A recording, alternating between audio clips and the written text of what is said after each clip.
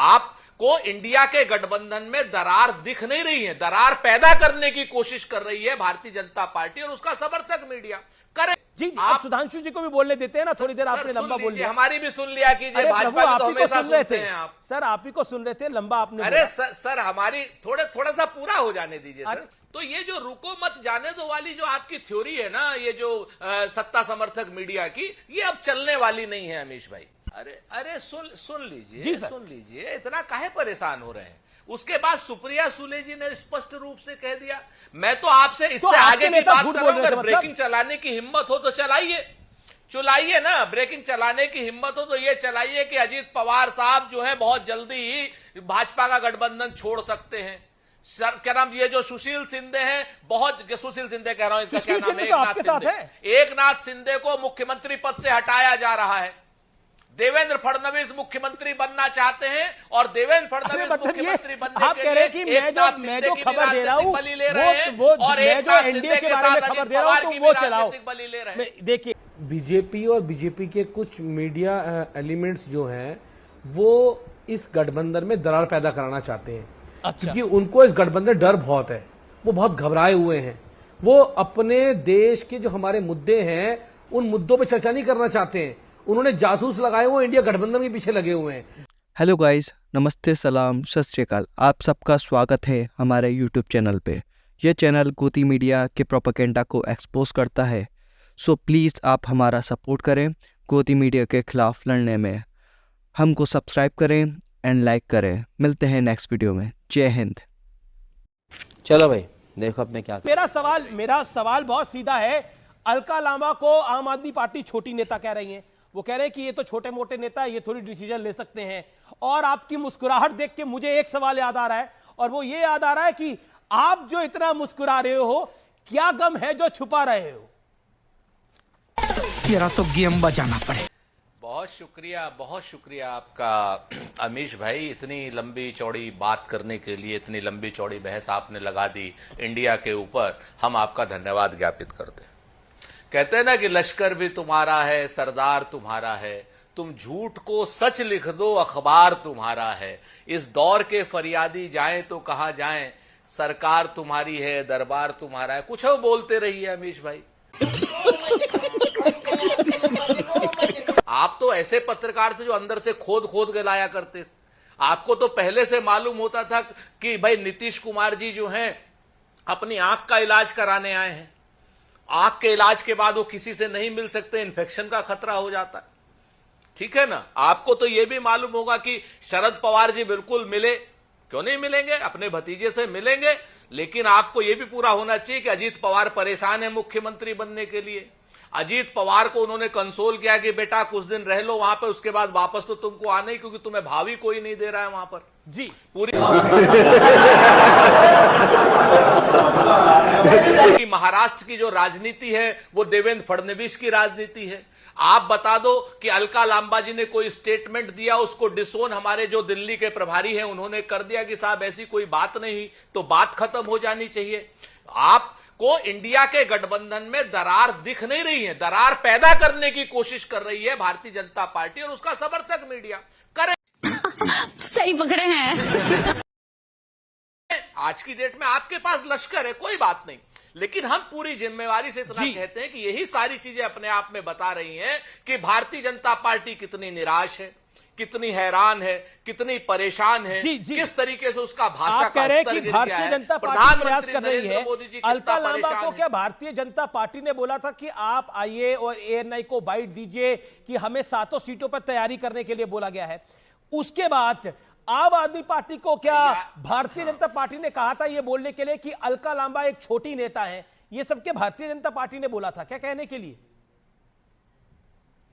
बिल्कुल आपने सही कहा, दोनों चीजें भारतीय जनता पार्टी ने नहीं बोली। जैसे कहते हैं ना बिल्ली भाग में छींका, आप लोगों का परसेप्शन है, एक परसेप्शन होता है। आप तो हिंदी पढ़े हैं अमीश भाई, सुधांशु जी तो खैर पढ़े ही हैं, तो मर्मज्ञ हैं। कि रुको मत जाने दो, इसमें कौमे का फर्क होता है कि अगर रुको मत जाने दो अर्थ बदल जाएगा, रुको के आगे कौमा लगा दिया, और रुको मत जाने दो इसमें कॉमा लगा दिया रुको मत में तो अंतर हो जाएगा। नहीं, आप नहीं, लोग ना- इस ना तरीके यहाँ से पर बयानों का जी, छिद्रान। ठीक है, मैं सीधा हुजूर सुधांशु सुन त्रिवेदी तो का उत्तर- लीजिए। जी आप सुधांशु जी को भी बोलने देते हैं ना, थोड़ी देर सर, आपने सुन लंबा बोल लीजिए, लिया। हमारी भी सुन लिया कीजिए। अरे भाजपा प्रभु, की आप तो ही को हमेशा सुन रहे सुनते थे हैं आप। सर, आप ही को सुन रहे थे, लंबा आपने अरे बोला। सर हमारी थोड़ा सा पूरा हो जाने दीजिए अरे सर। कर लीजिए, पूरा कर लीजिए। अगर आपको हो तो बाकी तो आपकी इच्छा है। तो ये जो रुको मत जाने दो वाली जो आपकी थ्योरी है ना, ये जो सत्ता समर्थक मीडिया की, ये अब चलने वाली नहीं है अमीश भाई। भारतीय जनता पार्टी हैरान भी है, परेशान भी है, निराश। मणिपुर से लेकर नूह तक आग लगा रही है, महिलाएं नग्न हो रही है, देश शर्मसार हो रहा है, और भारतीय जनता पार्टी क्या नाम जो है आज की डेट में जश्न मना रही है। भारतीय जनता पार्टी, नरेंद्र मोदी जी अपने जबान पर कंट्रोल खो गए हैं, कह रहे हैं कि साहब अगले साल भी हम यहां झंडा फहराएंगे। भाई आप अगले साल की जगह झंडा आप क्या नाम 10 साल का सब सपना लेकर के आए हैं, लेकिन इस बार तो आप अपने मकान पर ही फैलाएंगे झंडा। बहुत स्पष्ट। ठीक है, ये अब आपने अपनी बात इंडिया को जीतना है, जी, इंडिया में जितनी लाठी मारे। जी वो कहते हैं ना अमीश भाई, सुधांशु भाई की बातों से और आपकी बातों से एक दो लाइन और याद आ गई हमको। कहते कुछ लोग तुम्हें समझाएंगे, सुधांशु जी आपके लिए हैं और अमीश के लिए भी, कुछ लोग तुम्हें समझाएंगे, कुछ तुमको खौफ दिलाएंगे, जो है वो भी खो सकता है। इस राह में रहजन है इतने, चोरों को कहते हैं रहजन, इस राह में रहजन है इतने, कुछ और यहां हो सकता है, कुछ और तो अक्सर होता है, पर इस पल में तुम जिंदा हो, ये पल तुम में जिंदा है, ये वक्त नहीं फिर आएगा, तुम अपनी करनी कर गुजरो, जो होगा देखा जाएगा। ये बात ये बड़ी अच्छी बात कही आप। सच है अपने आप में, हम अपनी करनी कर गुजरेंगे, जो होगा वो भी देखा जाएगा। और रही बात शरद पवार साहब की, तो राजनीतिक इश्लाका पुरुष है, पितृ पुरुष है, सच बात है, ये 83 साल के हैं, लेकिन वो 83 साल का मराठा कुंवर वीर सिंह की तरीके से। अरे तो ये कुंवर वीर सिंह 83 साल का मराठा, सारी कहानी आपकी मैंने मान ली राजपूत साहब, लेकिन मेरे सवाल का जवाब दीजिए ना। सवाल किसने खड़ा करा? बीजेपी ने तो नहीं खड़ा करा ना। पृथ्वीराज चौहान ने कहा, उन्होंने बोला कि इनको मंत्री पद का ऑफर मिला है, मंत्री पद का ऑफर मिला, और आपके एक नहीं दो नेताओं ने यह बात बोली। शिवसेना उधर अलग बोल रही है, सामना में निकली कि सफाई देनी चाहिए शरद राव पवार को। आप कमाल की बात कर रहे हैं। ये मैं आपके नेता को कोट कर रहा हूं, मैं किसी और नेता को कोट नहीं कर रहा। अभी बदत है भाई, अभी बदत है, अभी किया ना, अभी बदत है। अरे सुन लीजिए, सुन लीजिए, इतना काहे परेशान हो रहे हैं। उसके बाद सुप्रिया सुले जी ने स्पष्ट रूप से कह दिया। मैं तो आपसे इससे आगे की बात कर रहा हूं, अगर ब्रेकिंग चलाने की हिम्मत हो तो चलाइए ना। ब्रेकिंग चलाने की हिम्मत हो तो ये चलाइए कि अजीत पवार साहब जो है बहुत जल्दी ही भाजपा का गठबंधन छोड़ सकते हैं। सर क्या नाम, ये जो सुशील शिंदे हैं, बहुत सुशील शिंदे कह रहा हूं, इसका क्या नाम है, एकनाथ शिंदे को मुख्यमंत्री पद से हटाया जा रहा है। देवेंद्र फडणवीस मुख्यमंत्री बनना चाहते हैं, और देवेंद्र फडणवीस मुख्यमंत्री बनने आप कह रहे हैं कि मैं जो खबर दे रहा हूं, और मैं जो एनडीए के बारे में खबर दे रहा हूं, तो वो चलाओ। देखिए बात तो सही है। एक पत्रकारिता का कानून होता है। लीजिए ना, आप कह रहे हैं मैं एक आपको बात झूठ और सच की है ही नहीं। जब सुप्रिया सुले जी ने स्पष्ट रूप से बयान दे दिया, और उसके बाद हम सुप्रिया सुले जी पर भी पूरा भरोसा हम करते हैं, श्री शरद पवार साहब पर भी, और हम फिर जिम्मेवारी से कहते हैं पृथ्वीराज चौहान पे नहीं, पवार परेशान है, नेता पर नहीं करते। अब मैं अपने नेता पे भरोसा नहीं करते, सुप्रिया सुले पे भरोसा करते हैं।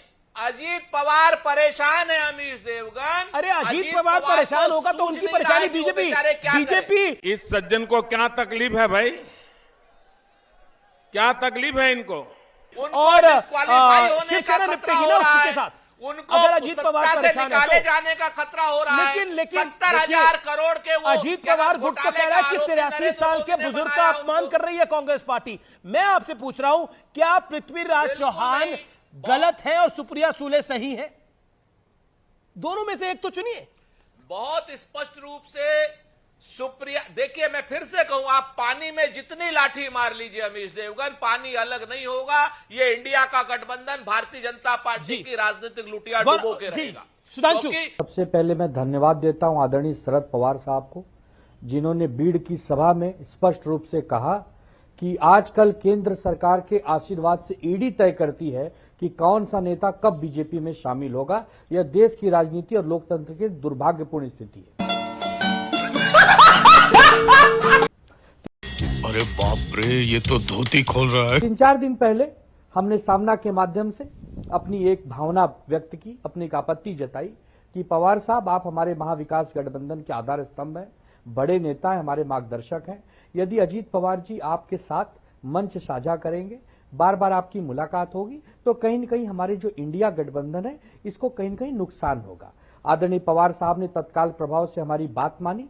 कल छत्रपति संभाजी नगर में प्रेस कॉन्फ्रेंस किया और स्पष्ट रूप से कहा कि मैं इंडिया के साथ हूं। 31 अगस्त और 1 तारीख को मुंबई में जो बैठक हो रही है उसमें बढ़ चढ़कर मैं हिस्सा लूंगा। अब बात करता हूं जरा भाजपा की।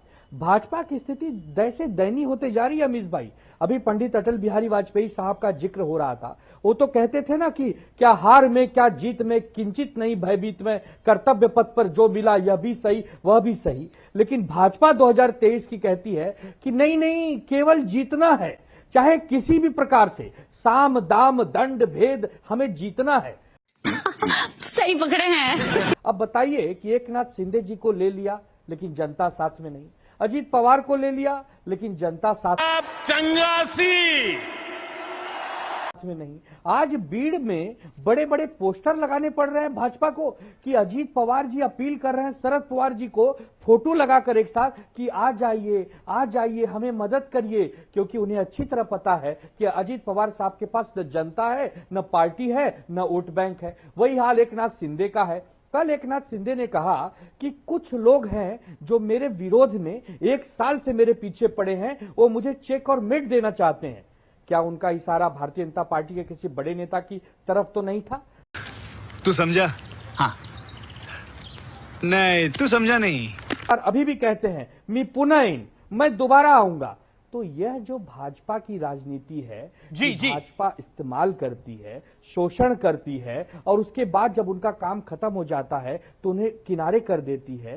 तो हम दुखी भाजपा को लेकर है कि भाजपा, आप 105-6 सीट जीतने के बाद भी उप मुख्यमंत्री हैं और आप कुछ कर नहीं पा रहे हैं सरकार में। और आपको अच्छी तरह पता है कि आदरणीय पवार साहब इंडिया के एक अहम हिस्से हैं। 83 वर्ष के एक बुजुर्ग का बार बार अजीत दादा पवार और उनके समर्थक अपमान क्यों कर रहे हैं, जब वो कह रहे हैं कि मैं इंडिया के साथ हूं, आप लोग जहां भी गए हैं खुश रहिए। बार बार उनके पास क्यों जाते हैं, क्यों उनके होर्डिंग्स और पोस्टर लगाते हैं, क्यों उनके फोटो का इस्तेमाल करते हैं, जब शरद पवार साहब कह चुके हैं कि भैया मेरे रास्ते अलग हैं, आपके रास्ते अलग हैं, तो बार बार उनका अपमान क्यों किया जा रहा है? और ये भारतीय जनता पार्टी के इशारे के बिना नहीं हो सकता, क्योंकि ये बिक गई है गवर्नमेंट। अब गवर्नमेंट में कुछ नहीं है। देखिए अमीश भाई, मुझे ऐसा लगता है कि बीजेपी और बीजेपी के कुछ मीडिया एलिमेंट्स जो हैं वो इस गठबंधन में दरार पैदा कराना चाहते हैं। क्योंकि उनको इस गठबंधन डर बहुत है,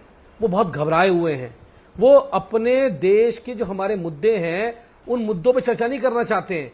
उन्होंने जासूस लगाए हुए इंडिया गठबंधन के पीछे लगे हुए हैं। अरे हम कह रहे हैं, आप बात कर रहे हैं कि कौन क्या कह रहा है। मैं कह रहा हूं कि मणिपुर के ऊपर भाजपा के सांसद ने क्या कहा, ये बताएं देश को। उनका बयान क्या था? वो कौन सी पार्टी के सांसद थे? वो बीजेपी के सांसद थे। उन्होंने क्या कहा? उस राज्य सरकार के ऊपर उन्होंने कितने सवाल खड़े किए, प्रधानमंत्री उसका जवाब नहीं देते हैं। आज प्रधानमंत्री जी से देश पूछ रहा है, भाई आप सब चीजों पर बोलते हैं, आप मणिपुर पे बोलिए। हिपोक्रेसी की भी सीमा होती है।